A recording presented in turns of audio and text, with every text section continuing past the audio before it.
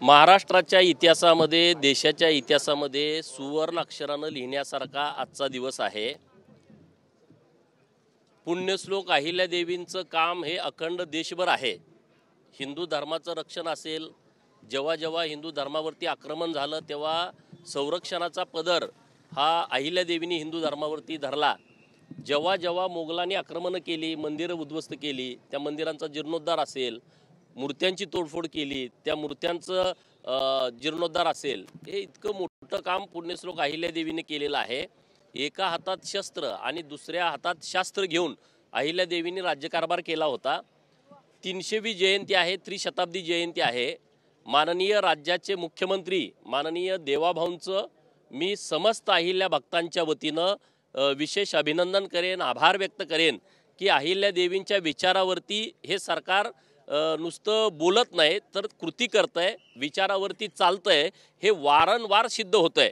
अहमदनगरचं नाव अहिल्यानगर करणं, बारामतीच्या शासकीय वैद्यकीय महाविद्यालयाला पुण्यश्लोक अहिल्यादेवी होळकरांचं नाव देणं, सोलापूरच्या विद्यापीठ 2004ला स्थापन झाल्यानंतर सुद्धा माननीय देवाभाऊ मुख्यमंत्री असताना 2019च्या फेब्रुवारी महिन्यामध्ये सोलापूर विद्यापीठाचं नामांतरण पुण्यश्लोक अहिल्यादेवी होळकर सोलापूर विद्यापीठ करणं, किंवा आता राज्यामध्ये अहिल्यादेवींनी जे काम त्या काळामध्ये केलं होतं, मंदिरांचा जीर्णोद्धार, महाराष्ट्रातल्या 450 तीर्थक्षेत्र ब वर्गामध्ये असणाऱ्या मंदिरांचा जीर्णोद्धार माननीय देवाभाऊंच्या नेतृत्वामध्ये, माननीय एकनाथ शिंदे साहेबांच्या नेतृत्वामध्ये मागच्या सरकारनं केलं। 450 तीर्थक्षेत्र ब असणाऱ्या मंदिरांना 5-5 कोटी रुपयाचा निधी दिला। शेतकऱ्यांना विहीर ही अत्यंत महत्त्वाची असते। अहिल्यादेवींच्या नावानं गावागावातल्या गोरगरीब शेतकऱ्यांना रोजगार हमीमधून अहिल्यादेवी विहीर दिली जाते। असे अनेक विषय केले जातात, परंतु आजचा विषय तर पूर्णच वेगळा आहे। इतिहासामध्ये पहिल्यांदा असं घडतंय की महापुरुषांच्या जयंतीच्या निमित्तानं त्यांना अभिवादन करण्यासाठी अख्खं मंत्रिमंडळ हे चौंडीमध्ये येतंय आणि आज कॅबिनेट होते। मी संपूर्ण सरकारमधल्या मंत्री महोदयांचं, मुख्यमंत्री महोदय, उपमुख्यमंत्री महोदय यांचं मी विशेष अभिनंदन करतो। खरं तर मागण्या आता मांडायचा विषय नाही की इतका चांगला दिवस आहे, परंतु माननीय मुख्यमंत्री महोदयांच्याकडे काही आम्ही मागण्या दिलेल्या आहेत। नक्की त्याचा विचार होईल, आज नाही झाला तर उद्या होईल, त्याबद्दल आता आमचं दुमत नाही। परंतु अख्खं मंत्रिमंडळ अहिल्यादेवींना अभिवादन करण्यासाठी येतंय। मोदी साहेबांनी तर एक पाऊल पुढे जाऊन काशी विश्वेश्वराचा मंदिराचा जीर्णोद्धार 1670ला शंकराचार्यांनी केला होता। नंतर या मोगलांनी आक्रमण केली, परत मंदिर पाडलं। 1770ला अहिल्यादेवींनी त्या मंदिराचा जीर्णोद्धार केला। 1770, 1870, 1970 आणि 2018ला माननीय देशाचे पंतप्रधान नरेंद्र मोदी साहेबांना वाटलं की अहिल्यादेवींनी जे काम केलेलं आहे जीर्णोद्धाराचं ते पुन्हा करण्याची आवश्यकता आहे, आणि म्हणून काशी विश्वेश्वराचा कॉरिडॉर हा माननीय मोदी साहेबांच्या नेतृत्वात डेव्हलप झाला। 2022च्या फेब्रुवारी महिन्यामध्ये लोकांना दर्शनासाठी हा कॉरिडॉर खुला झाला। त्याच्यापेक्षा आनंदाची बाब ही आहे की अखंड जगातले हिंदू हे काशीला येतातच दर्शन घेण्यासाठी, आणि या कॉरिडॉरच्या प्रांगणामध्ये अहिल्यादेवींचा पूर्णाकृती पुतळा बसवला। म्हणजे इतका सन्मान करण्याचं काम हे केंद्र सरकार आणि राज्य सरकार करतंय, याचा आम्हाला मनस्वी आनंद आहे।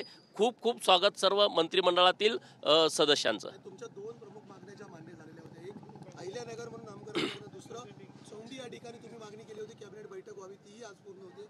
आता या कॅबिनेटमध्ये कुठले निर्णय होणं अशा मागण्या तुमच्या आहेत? हे बघा, विषय असे आहेत की पुणे मुंबई मिसिंग लिंक तयार होते।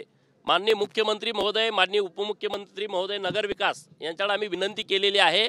वीर सिंगरोबा धनगर ज्यानं मुंबईला जाणारा रस्ता इंग्रजांना दाखवला, आणि जेव्हा इंग्रज 2-3 महिने त्या रस्त्याच्या शोधामध्ये होते, परंतु त्यांना रस्ता सापडत नव्हता, तिथं मेंढ्या राखणारा देशभक्त वीर सिंगरोबा तिथं फिरत होते। त्यांच्या लक्षात आलं की हे गोरे अधिकारी काहीतरी इथं 2 महिने झाले फिरतायत, पण त्याला काहीतरी सापडत नाही।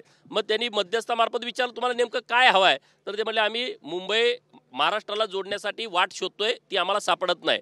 मग वीर सिंगरोबा म्हटले की तुम्ही माझ्या मागे या, कारण रोज शेळ्या मेंढ्या घेऊन ते त्या दऱ्या खोऱ्यातून फिरत होते, त्यांना माहिती होती, आणि मग त्यांनी ते सगळा रस्ता त्यांना दाखवला। इंग्रज खुश झाले आणि त्यांनी वीर सिंगरोबांना विचारलं की तुम्हाला बक्षीस काय हवं आहे? तर वीर सिंगरोबांनी त्याला बाणेदारपणे सांगितलं, मला बक्षीस नको आहे, तुम्ही आमचा देश सोडून जावा। आणि असं म्हटल्याच्या नंतर त्यांनी वीर शिंगरोबांना गोळ्या घातल्या। तर सरकार आमची मागणी अशी आहे की आता जो पुणे मुंबई जी मिसिंग लिंक तयार होते त्या मिसिंग लिंकला वीर शिंगरोबा धनगर यांचं नाव देण्यात यावं. नंबर 1, ग्रामविकास खात्याच्या माध्यमातून जवळपास 170 पुण्यश्लोक अहिल्यादेवी सांस्कृतिक भवन गावागावात झालेले आहेत आणि आता ही 300वी जयंती आहे आणि त्यामुळं सरकारनं 300 सांस्कृतिक भवन ग्रामीण भागामध्ये करण्याचा एक क्रांतिकारी निर्णय घ्यावा. त्याला प्रत्येकी 1 कोटी रुपयाचा निधी द्यावा.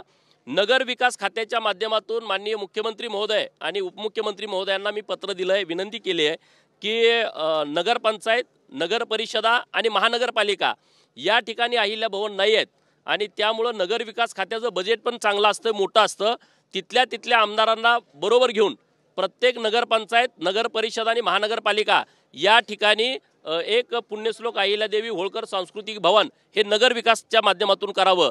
300वी जयंती आहे, 300 ठिकाणी ते करावं, ही एक आमची सरकारकडे मागणी आहे. धनगरवाड्या कोकणातल्या या छोट्या छोट्या आहेत आणि वर डोंगरावरती राहणारी लोक आहेत, त्यांना रस्ते नाहीत, तिथं आरोग्याची सुविधा नाही, शाळांची सुविधा नाही आणि त्यांची लोकसंख्या कमी आहे आणि म्हणून सरकारनं 300 लोकसंख्या असणाऱ्या धनगरवाड्यांना ग्रामपंचायत देण्याची घोषणा सरकारनं करावी, अशी एक मागणी आम्ही सरकारकडे केलेली आहे. दुसरी एक मागणी अशी आहे, धनगरवाडी या नावानं अनेक गावं या महाराष्ट्रामध्ये आहेत. सातारा जिल्ह्यात आहेत, कोल्हापूर जिल्ह्यामध्ये आहेत, वेगवेगळ्या ठिकाणी धनगरवाडी नावानं गावं आहेत. तर आता अहमदनगरचं अहिल्यानगर केलं, असं धनगरवाडी नावाची जी गावं आहेत त्याची त्या गावातल्या गावकऱ्यांना विचारून अहिल्यानगर असेल, मल्हारनगर असेल, यशवंतनगर असेल किंवा अन्य त्या लोकांना वाटेल त्या पद्धतीनं नावं बदलण्याचा एक चांगला निर्णय राज्य सरकारच्या माध्यमातून घ्यावा. यशवंतराव होळकर महामेश योजनेसाठी चांगला निधी माननीय मुख्यमंत्री महोदयांनी दिला आहे. तर आता तो निधी 1000 कोटीपर्यंत वाढवून हे जे सगळे मेंढपाळ बांधव आहेत, जे रात्रंदिवस मेहनत घेत आहेत, त्यांना महामेश योजनेमध्ये वेगवेगळ्या स्कीम आहेत. चराई भत्ता आहे, मेंढपाळांना वेगवेगळ्या 22 वेगवेगळ्या प्रकारच्या त्यांना योजना आहेत. तर त्या योजनासाठी निधी सरकारनं द्यावा, अशा मागण्या आहेत. आता विशेष काय ह्या मागण्या मांडण्याचा आजचा दिवस नाही, परंतु कॅबिनेट इथं होते तर आम्ही सरकारच्या हे निदर्शनास आणून दिलेलं आहे. नक्की आम्हाला आनंद या गोष्टीचा आहे की राज्याचं अख्खं मंत्रिमंडळ अहिल्यादेवींना अभिवादन करण्यासाठी येत आहे. अहिल्यादेवींचे भक्त म्हणून आम्हा सगळ्याला या गोष्टीचा अभिमान आहे, आनंद आहे आणि आम्ही सर्वजण माननीय मंत्रिमंडळाचं स्वागत करण्याच्या आम्ही जे तयारीत आहे. आज संपूर्ण मंत्रिमंडळ इथे येते, मात्र काल रासपचे प्रमुख आहेत महादेव जानकर यांनी राहुल गांधींची भेट घेतली, त्यांनाही इथे येण्याचं निमंत्रण दिलेलं आहे जयंतीनिमित्त. हे बघा, इथं कुणी यावं कुणी येऊ नये हे काय आम्ही कोणाला बंदी करू शकत नाही ना. ज्यांना ज्यांना अहिल्यादेवींचे विचार पडतात त्यांनी यायला काय हरकत नाही. परंतु आता असले विषय आज घेण्यासारखे आहेत असं मला अजिबात वाटत नाही. आज फक्त मंत्रिमंडळ बैठक, अहिल्यादेवी हा सोडून कुठलाच विषय घेऊ नये अशी माझी तुम्हाला विनंती आहे.